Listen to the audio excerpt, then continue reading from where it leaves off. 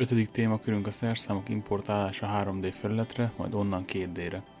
Ahogy korábban említettem, a 3D-s felület más alapokra épül, ezért az is megfigyelhető volt a korábbi videókban, hogy ott rengeteg szerszám közül választhattunk.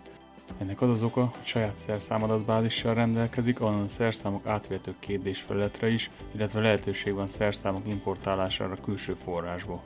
Amennyiben új szerszámot vásároltunk, megnézhetjük, hogy az létezik a szerszámadatbázisban, ez csupán arra van szükség, hogy írjunk egy egyszerű 3D-s programot, majd a szerszámválasztásnál megnézzük, hogy ott van-e a listán. Amennyiben igen, válasszuk ki, majd fejezzük be a megkezdett programot.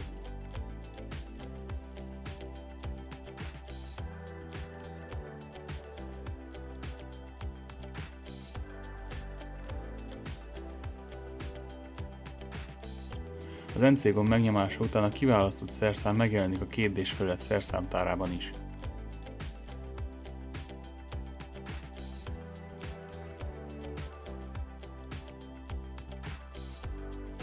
Ha nem találjuk az adott szerszámot az adatbázisban, a legtöbb esetben lehetőségünk van a gyártó weboldaláról letölteni azoknak a DXF vagy DVG rajzait.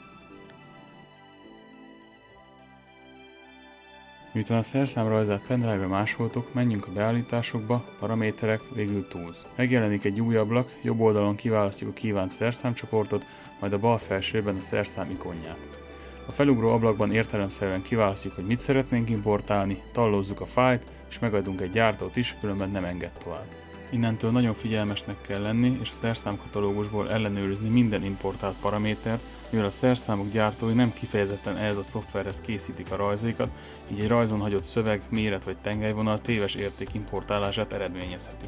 Ebben az esetben például a szerszám teherbírása és a befogó rész hossza maradt üresen. A Segments résznél megadhatjuk, hogy nekünk milyen hosszú szekcióink vannak az adott szerszámból, minimum egy rész megadandó ahhoz, hogy az oké zöldre váltson, innentől a szerszám bekerül a 3D-s szerszámtárba, ami az előbb mutatott módon átvihető a 2D-s felületbe is.